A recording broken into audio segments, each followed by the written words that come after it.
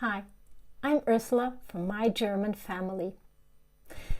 I'm currently reading a book about Die kleinen Leute, which translates to everyday people or ordinary people.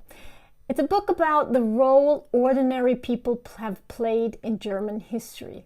The workers, the farmers, the craftsmen, the clerks, and the many other people, our ancestors.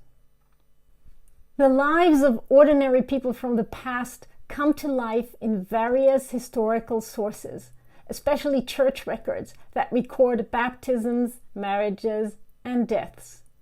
These records aren't just names and dates. They tell stories of our ancestors back then.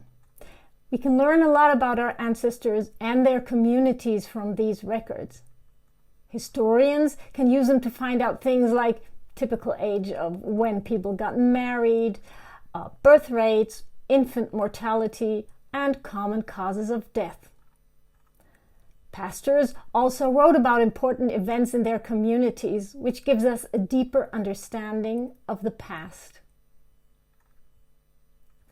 In addition to church records, there are many other documents that shed light on the lives of our ancestors, including civil records, tax records, court documents, a census, guild records, citizen registers, petitions, support payments, estate records, and many, many more. As a lawyer, I also like to take a look at historical law books to find out more about the living conditions of our ancestors. Even laws from the past provide valuable insights into how our ancestors lived. Let me give you an example. In 1839, Prussia passed a regulation on the employment of young workers. It prohibited the employment of children under the age of 8 and limited the working hours of children between the ages of 9 and 16 to a maximum of 10 hours a day, every day. So that means before 1839, children under the age of 9 were allowed to work an unlimited amount of hours every day.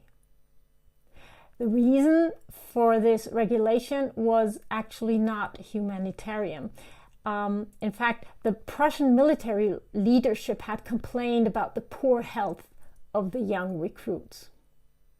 It was not until the year 1904 before children under the age of 12 were prohibited from working. It's always important to look at the many sources from a historical perspective to understand how our ancestors, the ordinary people, lived. And if you want to learn more about German history and genealogy, don't forget to subscribe so you don't miss my next video. See you then.